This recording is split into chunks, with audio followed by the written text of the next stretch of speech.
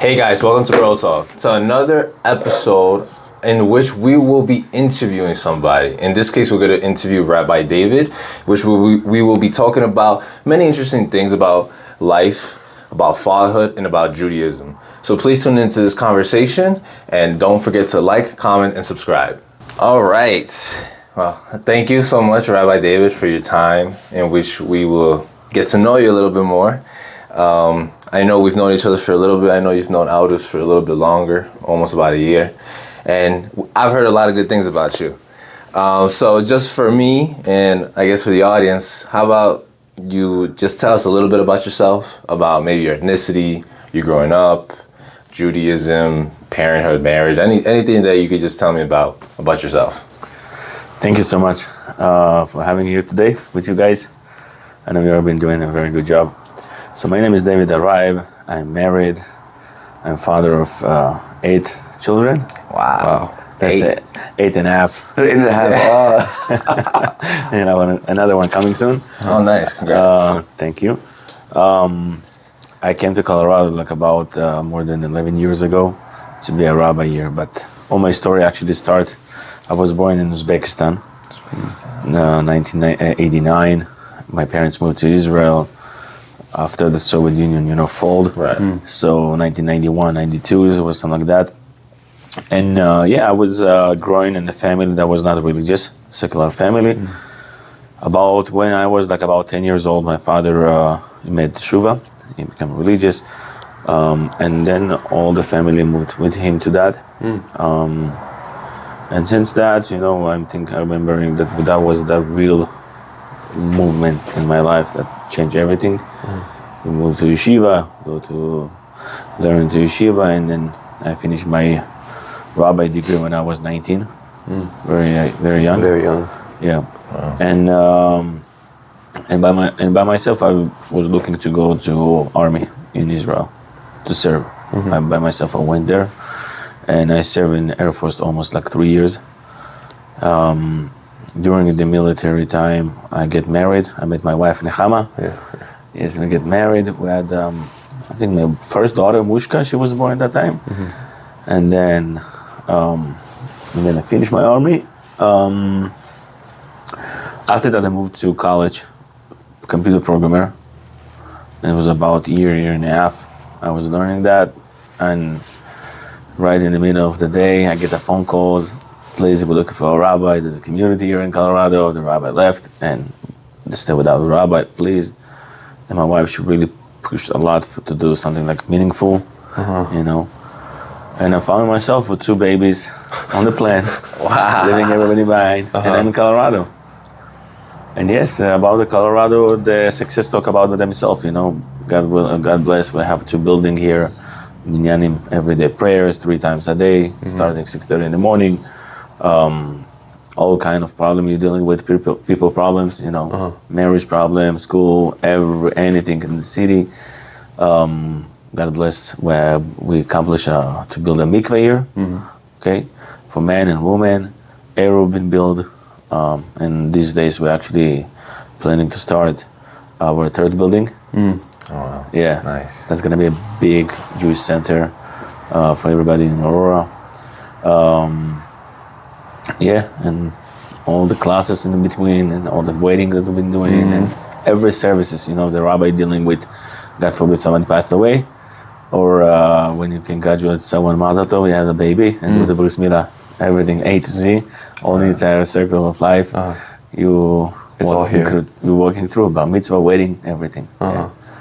Wow, nice. No, it's an interesting story. But I did have a question. You say you grew up like in a secular family, right? So growing up in a secular family, probably not being so involved religiously, right? Was there like a subjective experience of yours, maybe an interaction that you had that kind of like pushed you, motivated you to like not be secular anymore? Maybe get involved more and then eventually become a rabbi? So basically, 10 years old, you are not really thinking. You have not too much choice, Your dad turned one day and said, that's it from every day. Today you will have a yarmulke on your head, and we start to keep Shabbat. I don't think you had the phone that time, but still, no TV, no friends. I believe by the time I did more my own self, the work with myself, been chose also to this way. Okay. Especially as a secular family, but that you used to every Shabbat to go to ocean with friends, you know, it's to hang out and stuff. yeah, hang out, to just life, right about to go there, and then the change happened. I'm really glad that it's happened. I see what's going on outside, and sometimes a lot of kids get lost, whatever. So I'm really happy that we moved to the right path, and that's this way. It's really like directing you actually to more to understand why you're here, and where's God between inside of your life every day, you know. And you know, something interesting you mentioned. You said how like you're very happy that your life went this way, to more towards Hashem, more towards God, and so forth. So let's say someone were to ask you, right? Because I've heard this before for Judaism or for other religions. It's like, why would I get closer to God and be more restrictive or more restrictions in my life when I don't have to do that with my free will, and I could just live a normal life with less restrictions? Like, why would I want more restrictions in my life so I can get closer to God? And people say that'll make me unhappy. So like, what would you say to someone that says like, I don't want more restrictions in my life? So of course, when you say restrictions, it's really afraid, it's scare. Everybody, you know, restriction. Right. I remember the COVID, so many restrictions. Everybody get, you know, it was a really hard time. Yeah. So I'm telling to everybody, don't be religious, be a Jew. Exactly, that's it. Just try to be a Jew. It's not about restriction, it's not about, just direction. Just direction. You have so many directions that taking you to the, let's say, road of life, okay? The many ways to drive there. I-25, I-75, whatever, many kind of, and you try to drive like on the road that actually try to make it smooth as much you could, you understand? We see in fact in life, this is not about Judaism or anything, but in general, whoever actually like followed by this path, the path that actually teaching you, listen, you have to be nice to everybody. You have to respect your parents, okay? You're getting married, how careful you have to be married with just one woman, not to cheat. You know, all kind of stuff that directing you actually to have a good life for you. I'm telling to people, if you're going to pray, do not pray for somebody, you pray for yourself. You first of all, you're teaching yourself to appreciate everything you have. You start in the morning, you're praying, you appreciate God, okay? And the same way, anything that you're eating, it's educating you that before you enjoy something, you have to appreciate. Before, you have to appreciate after. Just direction of life, this just type of life that you're living with, appreciate, with value everything, you understand? Like example, the Torah teaching you not to steal, not to kill. All this stuff just for you to have a great life, you know? Otherwise, imagine somebody buying any machine and there's no direction book. Nothing, you know, how do you know how to maintain it? So it has to be some book that actually telling you, listen, this is not a restriction, this is the way that you can maintain the life for yourself. And imagine what happened, like example, about a year and a half ago in Israel, October 7. You know, the first thought, my cousin, she one of the hostages, it was really hard. Yeah. For me as a person, it was really hard. I remember I came to synagogue. It was like Shabbat, and somebody came to me and said, Rabbi, you know what's going on in Israel? So I grew up in Sderot, 1 kilometer from Gaza. What? Since 11 years old, I remember getting rockets every day, every night, on top of your head, every day. I know that. I remember I had to hide behind the blanket and pray to God that he will survive the next, you know, like rockets. So, so I remember I took my tefillin, and security guard came. I said, listen, can you turn on my phone? I want to see what's going on. I heard something going on in Israel. We have no phone. It was a holiday. It was Shabbat. Yeah. And I saw like about 1,200 people passed away, died, you know, murder. It was really horrible. And then I turned my phone. He turned my phone. He played some voice message on WhatsApp of my brother that said, David, please pray for me. There's shooting. You heard the shooting, and that's it. The phone is gone. That's it. You're not talking. Now go with that thought. The next 2 days, try to be happy. Simchat Torah. Yeah. You know, it's very hard. What are you gonna do? So what I try to say, somebody that follow the Torah, understand that you have emunah. Emunah has been faith and belief that everything was happening from God. I don't think it's any way that you can accept and understand what's going on around without any faith. Otherwise, you're gonna lost it. Yeah, you're gonna go crazy. Yeah. People losing their kids very young, God forbid, in car accident, whatever. If you don't have emunah, you cannot maintain this life. You cannot. You're gonna be hungry and mad and everybody. But the Torah actually that coming, teaching you, listening, everything happening. There's reason why. There's somebody watching that. And it's really helping you to survive these years. You understand? Really helping you. So listen, don't be surprised. It's everything happening have a reason behind. You understand? So basically, I'm trying to tell people, don't be religious, be a Jew. But really try to live the life that the way God created is going to be easy for you. Everything has a meaning for it. Everything you have appreciate. You know, the life is like that. It's because God is such big. That's when every detail you look at it. If somebody could say, listen, I wake up in the morning. I have so many things to do. Don't touch. First of all, do netilat yadayim. Then go to the bathroom. Then again wash. You want to even dress. First of all, right, then left. First of all, upper clothes and then lower clothes. Yeah. Everything. We say, come on, let me do whatever I want.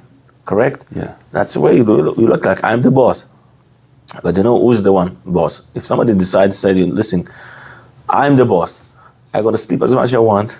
I'm going to eat whatever I want. He's the boss. He's not the boss. He's a slave of his body. The boss is the one that actually controlling his body. You know, you decide to wake up. You're the one that actually know what is that. And this is exactly about it. Everything in your life, God is there, and you really decide to appreciate every stuff, to understand the meaningful inside.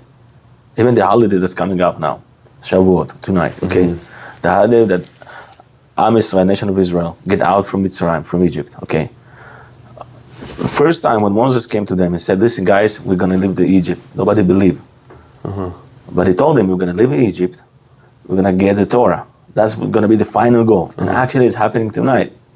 So this story happened like about 3,400 years ago. Who cares what happened that time? Come on. Yeah. Correct? Nobody really cares. But why we still mention that? Because we're standing on those foundations. You know, one time Napoleon, I was walking in French, and he heard that somebody crying. He heard a group of people crying. So he get to that place and he saw a Jew sitting around on the floor, and there was a candle and holding some books and crying. So he asked them, what's going on? So they said, listen, about 2,000 years ago, we lost our temple, Bet HaMikdash, and we're crying every year, we're fasting. So he said like that, a nation that remembers his past for sure will have a future. You understand? Oh, interesting. So that's really the thing that caused that to be a nation, a Jew nation. Understand? Because we're really standing on our foundation. So don't try to be religious, because of course you're gonna be scared. Think of religious restriction. It's not about it. Just path. Just right path to live your life. Interesting. Gotcha. No, I like what you said a lot. Basically saying to not like try to scare the people or make it seem like it's too restrictive. Don't be religious, just be a Jew, right? And I guess by being a Jew, sounds to me, and you can correct me if I'm wrong, it's a more progressive thing. It's something you progress into until you eventually can fulfill and get to do everything, I guess, quote unquote, right? But it's not like an all in or all out, right? Correct. It's a process. And, you know, every person has his own path, his own direction, his own way. Some people just take them years, even after. Don't think like, oh, come on, okay, I'm keeping Shabbat, let's say that I'm a yarmulke. No, it's not meaning anything.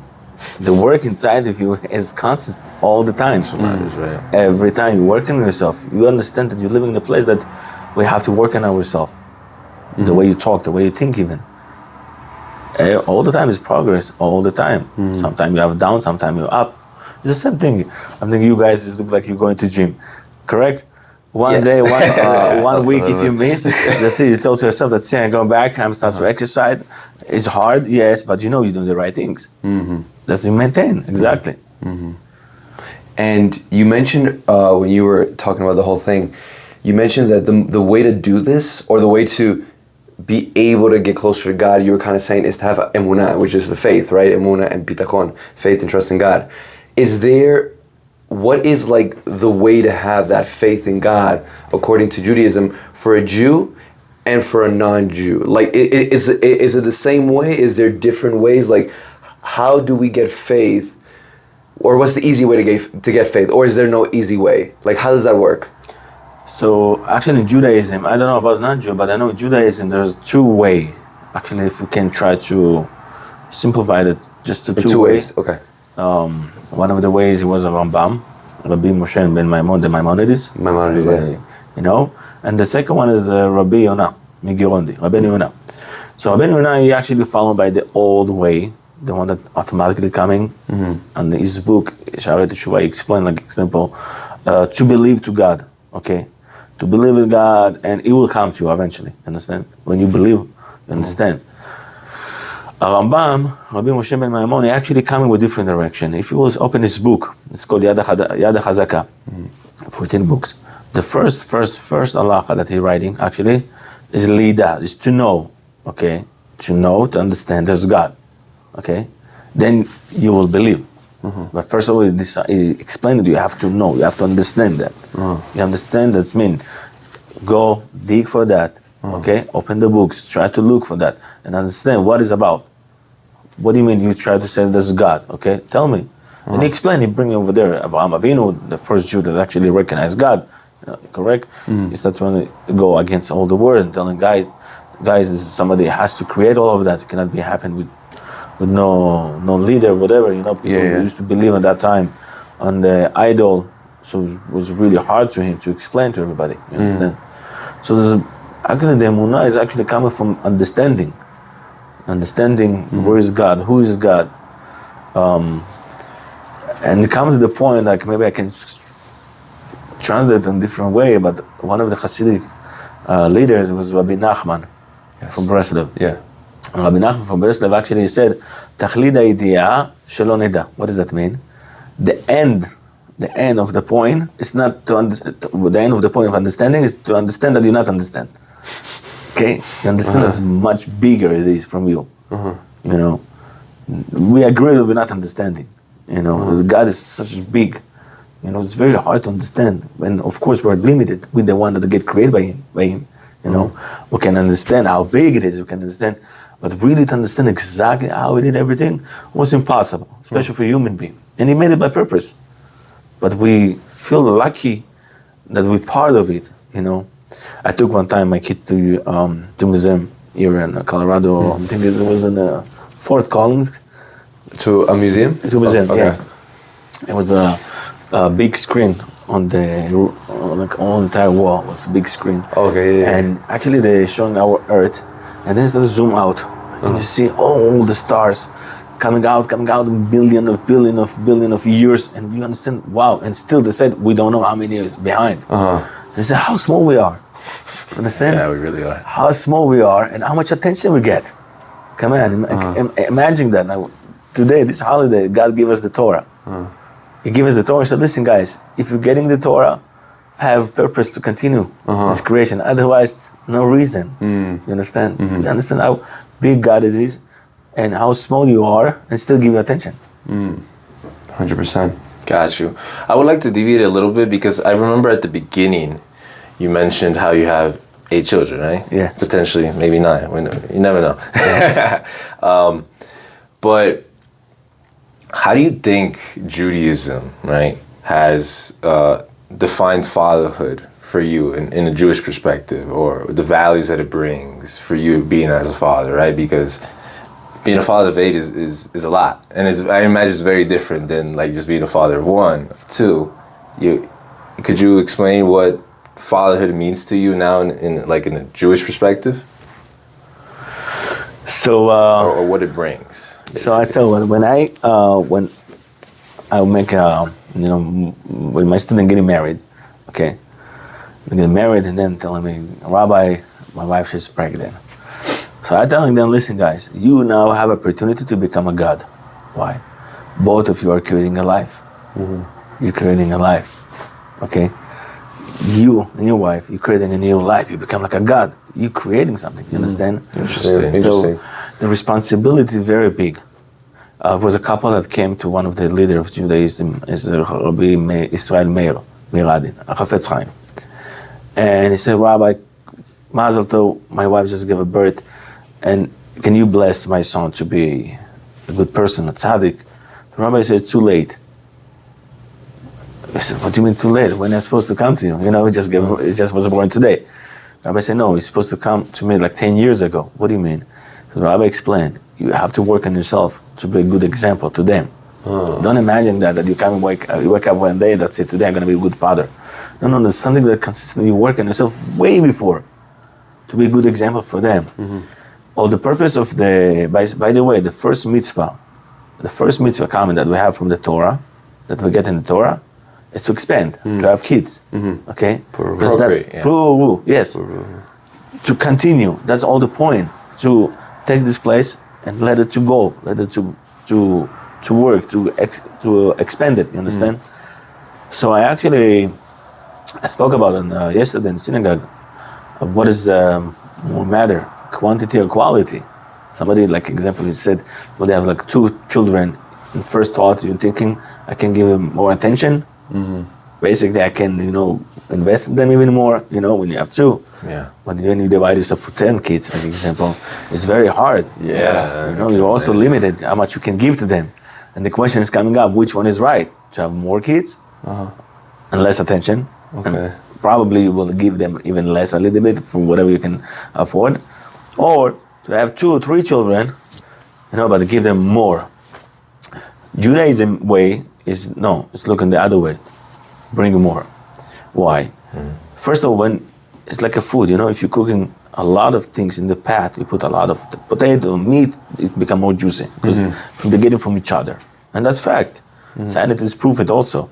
Kids that are growing with big family, they're actually coming outside for the life more ready. The entire life, they're always fighting to accomplish, to prove to each other they're living already with life. They're getting inside of the world, But beside of that, you understand that God said that I want you to expand. I want you to use the word. You cannot live in the word, say, I'm disconnect. I have to use the word and go with that together. But they have big family, you're using that. Imagine every kid, each of them, they're growing, they're getting outside. Yeah. You understand? This is who you are. That's what you left. Something, you understand? Something nobody can take from you. Wow. Something is yours. Understand? So I can imagine you leaving like this legacy of what you're doing, right? You're creating a certain type of impact, right? Because obviously you being a rabbi, you having lots of kids and your kids looking up to you, right? And so it's not necessarily just having a small amount and give them everything, but it's about multiplying as much as you can, and the impact that you leave on them, it passes on from kid to kid, and it just grows a bigger and stronger family, I would say, right? Yeah. Nice. That's whatever actually left from me is that one. It was the kids, Nobody can take it. I had the thought in the beginning, I mean years ago, but I said to myself, listen, it's hard, I have to go to look for a job, and that, you have a big family. Yeah. But somebody said, actually, it could be an agent, like an agent for you. You have a big family, For them, you do that, you understand? Because of them, you move, you understand? Actually, a human being is somebody like that we start to move, actually, when sometimes it's been forced for us, Oh, listen, I have to do something. Otherwise, you could sleep and stay in bed. Exactly. That's actually giving motivation. See, the kids, listen, I'm a father of 8 children, like example. I have accomplished stuff, I cannot stay, like, I have a friend, he said, listen, actually, when he had like that time 5 kids, he said, I actually bought a house. Otherwise, if I was with 1 kid, maybe I would stay in rent, Yeah. Because I have 5 kids, listen, I move myself, I push myself, I bought a huge house, Sometimes these things actually can pushing you pushing you outside to get good from you. Understand? To motivate you. Exactly. And then you recognize yourself and say, wow, I didn't believe I could do so many things. Yeah. Actually, this thing happened that because of that, you understand? You go, you move, you accomplish stuff. You come in, at the end of the day, you're coming home, you see your kids. So that's my kids. Nobody can take them from me, This is my kids. This is something that I create. This is my tree. One of the biggest punishment that the Torah is talking about, that if God forbid that somebody have a kid and they're not sitting around him. It's very hurtful. Okay, if you accomplish kids, you got a family, but if they're not with you, what is it about, you understand? People that they have 1 or 2 children, after like 15, 16 years, That's it. The kids are leaving the house, stay alone. Understand? So when you have more kids, first of all, they're all each other. You understand. You see everything. From the top. They're really coming to your Abba. And each of them coming with his own kids. You understand? They say, "Wow, look." That's why the Torah said, if somebody save one person, you not save one person, you save the entire world. But this one can become 1,000. Because it's them and their descendants and Correct. their descendants, so you saved all that lineage. Correct. Interesting. Wow. Well, first you gotta find a wife that's gonna, give you 8 kids, or 10 kids, right? Yes. You gotta find the right woman. You gotta find the right woman. Exactly. Yeah, because you can't do it alone. Absolutely. Because not everyone's willing to, but I'm very happy for you. It sounds like kids play a big part. Your kids play a big part in your life. It gives you a lot of purpose. It gives you motivation. You wake up every day trying to not only set a legacy for yourself, but obviously leave something for them, right? And then that is what keeps you going. I feel more young because my first daughter, 𝗁𝗵𝗶𝗀𝗀, example, she's gonna be 13. Yeah. That's it. You cannot laugh at her whenever she was like 1 year old, like the way she's 13. But because I have my daughter Shayna, she's still 2 years old. I still with diapers, I still with that. I always feel young. Because it hasn't stopped yet for you. It's not stopped yet, yeah. And now you have another one on the way, so it's not gonna stop yet. That's Keep good. you young. Keep you young. Keeps you young, yeah. And do you have a number that you want to set to, or are you just? I'm thinking you should ask my wife this question. I think your wife said 21 kids. No, I'm just kidding. She did not say that. No, I'm kidding. Yes, it has to become from the wife. But if she's not willing to do that, forget about it. Interesting. Okay. Yes, she actually comes from a family of 9 kids. So I believe, let's say 9. I believe it's realistic. Now we're even. Let's see what happens. See if we can break the record. Yeah. Oh man! All right. So talking about kids, right? How do you think Jewish wisdom could guide a balance between discipline and compassion? Like, because every kid that you raise is different, right? And having that balance could be different with each child, in a sense. How have you been able to, through Jewish teachings, is there like any example that you teach your kids that come from Jewish teachings on how you could instill in them discipline, but also show love and compassion at the same time? First of all, to be a father, to be a parent is a journey. Every day you're learning something new. And most of that you learn it from them, okay?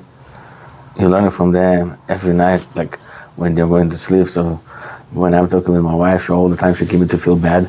Oh, listen, you didn't listen to them enough today, whatever. You always, tomorrow I'm gonna be better, First of all, it's something always you're working on it. It's nothing like you learn. There's nobody like perfect, always we're learning. And there's also not even a book that telling you, okay, if you're gonna follow this book, for sure you're gonna have guarantee 100% good kids. No, nobody can guarantee that because they've been depending on so many things.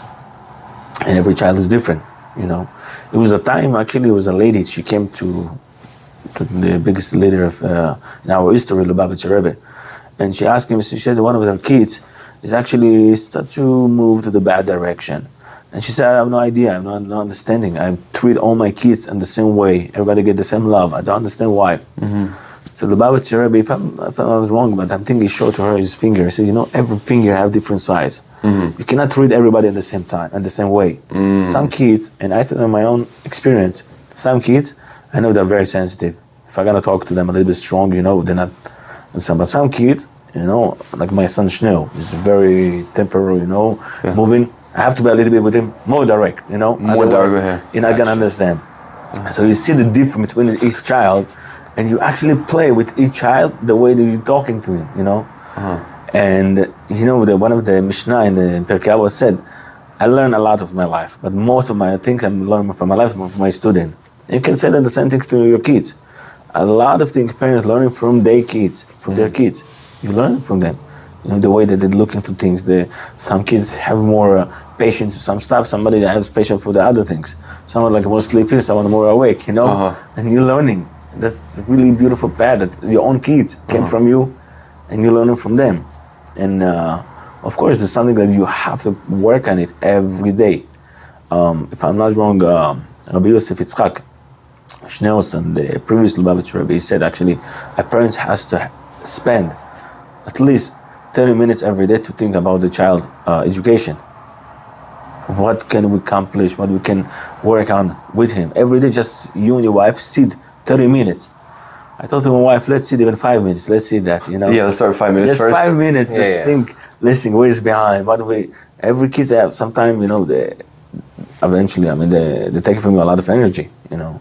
School problem, this problem, you have to deal with that. Where is behind, who is the friend? You have to look at the same time, and everybody's like a factory, you know? Like a factory, you know, I get some email about this kid, I get something about that kid, what's going on with him, and you have to watch in each of them and listen where is behind and work on that, you know? So this thing is happening with the time.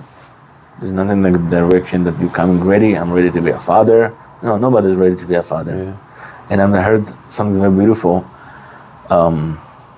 Somebody said that you can say to your son, listen, I've never been a father before. Don't be mad at me if I do mistakes. Oh, that's good. I like that. That's good. I've never been a father before. I'm learning. I'm young. You know, you become a father one day. Your wife is pregnant, and you're a father. You have a kid that's growing with you. He's still young. He's still learning. That's okay. Nothing bad with that. You know. But we're learning. We're working on ourselves all the time. But then it's like, no, it makes sense everything you're saying. So then, how do you make sure, or as much as possible, because you said that there's no guarantees, of course, and there isn't, and I agree.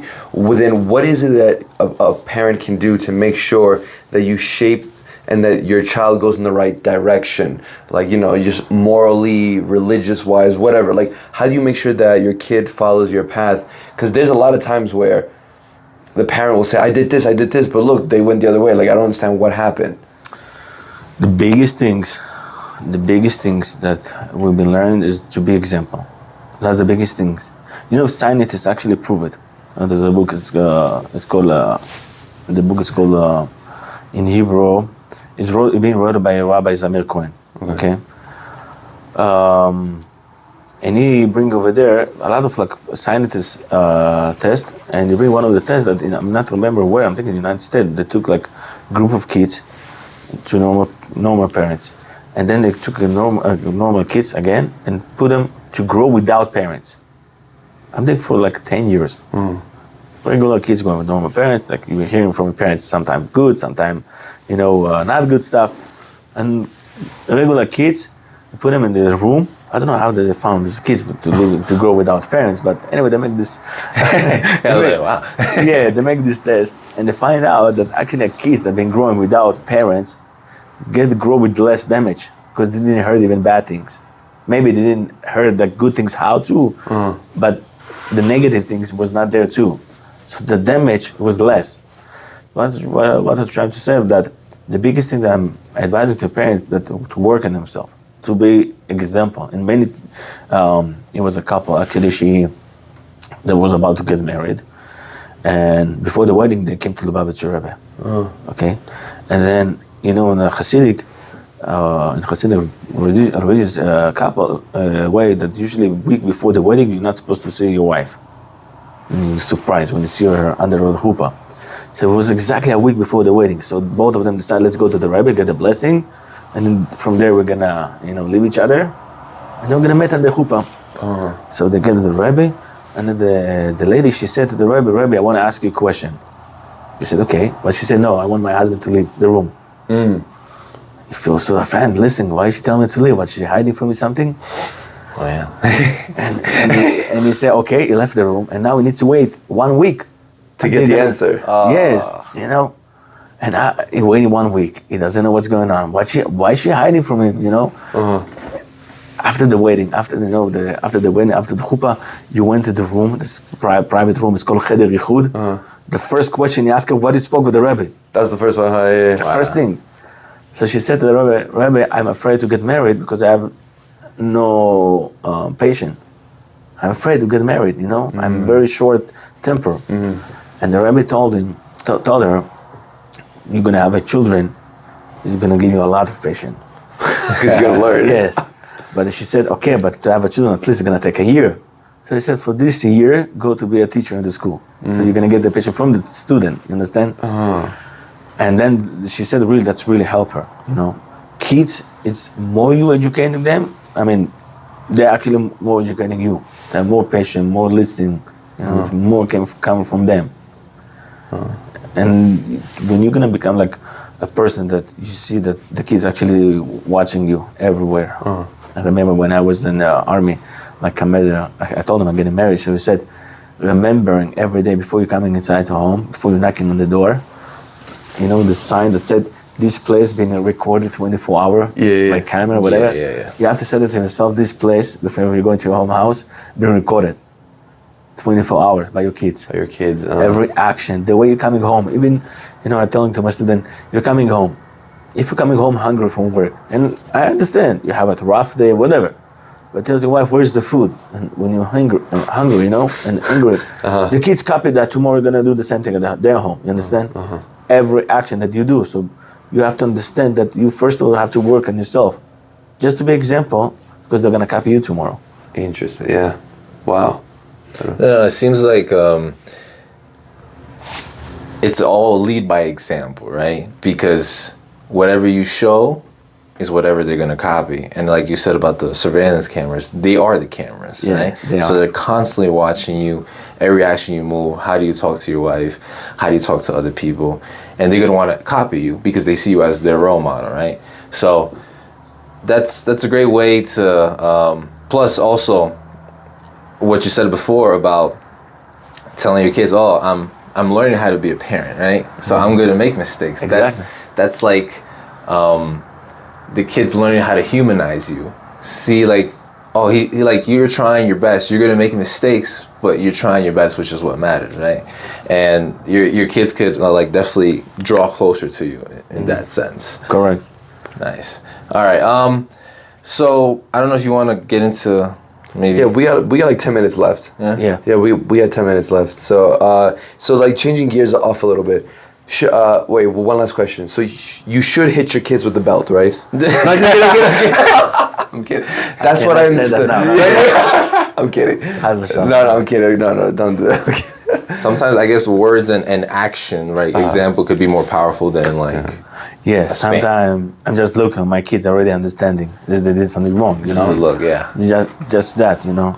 The Judaism actually teaching a lot about respect parents, a lot, you know. But Judaism is to try to explain about try to be a Jew, don't be restricted, you know. It's about Judaism teaching you when you see your parents, you have to stand up. Even like from 16 meters, you see your father coming up, stand up, because your father, you know, it's respect. You cannot tell to your mom, listen, I'm hungry, cook for me food. No, it's not respectful. You know, in Judaism, you cannot sit on their chair. You know, as a parent, you feel some respect from the kids. You know, usually they say like that. They said, two couples can raise 10 kids. Two couples can raise 10 kids. Couple. Oh, a couple. A couple can raise 10 kids. Can raise, let's say the different way. They said the right way is like that. A father can raise 10 kids, 10 kids cannot raise one father. Oh, that's correct. Fine. Yeah. You that's know? good. Why is like that? Because we're the one that giver. Love coming when you're giving. You know, you're giving all the time. You start to love them, but they just accept it. You know, the Torah teaching you to give back too. To give back also to your parents. Respect them when they're standing. You're standing when they're coming. You're not sitting on their chair. You're not allowed to stop them when they're talking. And you know, a father, 𝗙𝗵𝗁𝗀 never show his back to his parents. Always when he's finished the conversation with them, you have to leave. You go from them with the face, you know, not showing his back to them. There's so many details about respect the parents, not to hurt the feeling, to give them a call. Who talking about it outside today? You know, they're telling you give a call to your mom, you know, Mother's Day or Father's Day. The Torah actually go into the details, the way not to hurt them, the way to let them to feel good, because they meant really think about it. How many things the parents give to the child? What are you giving them back?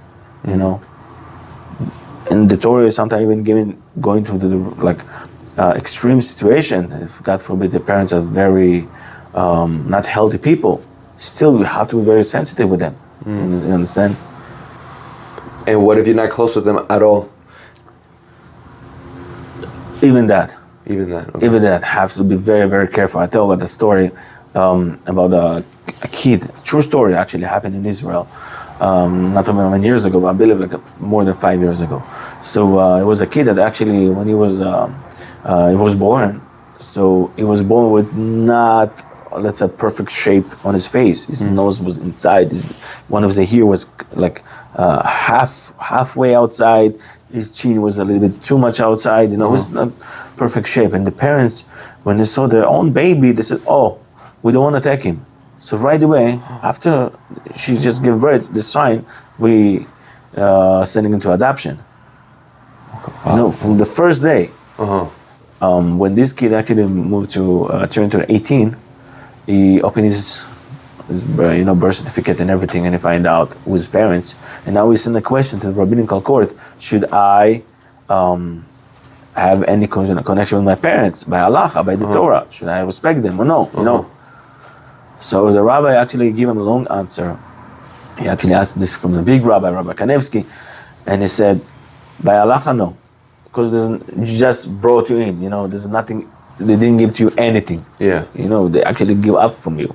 So by the basic halacha, you don't need to. But it would be nice if you still reached out to them, because still they're parents. They're parents. Even throw you out as soon as he was born, still. And he actually did that. The Torah actually told him to do that. I cannot imagine the connection between them, the meeting. How was it? But imagine that just the Torah even telling you, still is your parents. Still, they're your parents. You got to do it. So no matter how hard it is to be with your parents, still you have to let them give them the feel that everything is okay. But between you and yourself, try to be aware, but to let them to show that everything is okay. Understand? Even sometimes like it's causing like a problem with you and your wife. Like an example, okay? Your mom all the time she gives some, it's nice inch and pinch to your wife. Oh, you could cook better, whatever, So you always have to call your mom. Listen, my wife loves your food. She cannot wait until you're coming. Whatever, try to be the middle person between to let them to feel good. You're allowed to do that. Even if it's not true, but you're not lying. Just try to make it nice. The peacemaker. The peacemaker. Your mom want to come to your house for Shabbat dinner, and your wife doesn't want you. You say, listen, I'm not feeling good. You not try to blame on your wife, let her to look bad to her, you understand? It's all this sensitive stuff to let it, no matter even you don't like it, but you have to let them to feel that everything is okay. It's a smart way to do it, you understand? Of course. You don't want to hurt them. No, you don't want to hurt anyone's feelings. Yes. Interesting, because I feel like it'd be difficult to maintain that type of relationship, especially with like kids or parents that not necessarily aren't like so close. But you are definitely saying to continue to try. Continue to try, because I tell the value that the Torah put for that is very high. We're going to read tomorrow morning the 10 Commandments. The 10 Commandments divided by 2. There's the 2 tablets, correct? Yeah. 5 in each one. The first 5 is between you and God. The second 5 commandments between you and each other. But the interesting thing is that one of the commandments, number 5, is respect your parents, and then on the right side, the one that with you and God. Because God actually telling you there's 3 partners of your creation. Your mom, your dad, and me. So I want you to understand the value of respect parents in the same value in respecting me, the same size. If you're going to take, in Judaism we have 613 mitzvot. 613 mitzvot, you ask yourself, which one is the hardest one? It's this one, respect parents. It's the hardest one. The hardest one. You understand how sensitive it is? The hardest one, so you understand that, it's not a joke. There's another one you can skip. You have to be very, very patient on it and find a way not to hurt them, even no matter how right you are. Still, they are your parents, no matter what. No matter what. Even your father was beating you up, no matter what. Still, by the Torah, you have to respect him. So you're afraid you're gonna hurt your life, so try to be smarter. To find a way you're not gonna offend. Find a way that you still give with good feeling, but still not touching your life. But not too close. Not too close. And is respect and honor the same thing, or is it a little different? A little bit different. A little different, right? A little bit different, yes. Okay. Because it doesn't say you have to love your parents. It just says respect your parents. Exactly. Love and respect, 2 different things. Okay. Love is coming when is rewarded to you. You love someone because they love you. If you stop to love you, you're not gonna love him eventually. Correct. Yeah. You know, the same thing. But respect, even you not agree with what he do, but you have to respect him. You understand? Yeah. I not agree what you do. I not agree, but I have to respect you. So that's why I give a space to your opinion. Understand? And it's very sensitive things, but It's very sensitive. Yeah. yes, very sensitive thing, and every situation is differently. But as soon as you put this idea that it's not a joke, it's something really, really valuable, so you take it seriously. Understand? I find it very interesting how it's the fifth one, and God put it in His section, right? In a sense, trying to make each and one of us understand that by respecting me, you also have to respect your parents. It's not, you can't skip one and then come to me, right? Yes, the three partners. You have to respect all the three. Gotcha. Talmud telling us all the white part in your body, bone, tooth, white eye, come from your dad. All the red part, the organ, the blood, come from your mom, and the soul come from God. All three together. You know, you cannot skip one of them. Say, oh, let's sing. I'm good without bone, whatever. I don't need bones. I'm good. Yeah. Gotcha. Well, thank you, Rabbi David. I think you were able to share a lot of wisdom, a lot of knowledge, not only for the audience, but for Owdus, for myself, as I'm already a parent, right? And he is soon to be. Yes. And so we love to learn. We love to keep striving to be better. And when we listen to people that have this type of experience, this type of wisdom that can share, we just want to keep applying it to our lives. So we thank you for that, and thank you for your time as well. Thank you, Rabbi. Thank you. Thank you. Anyways. Thank you.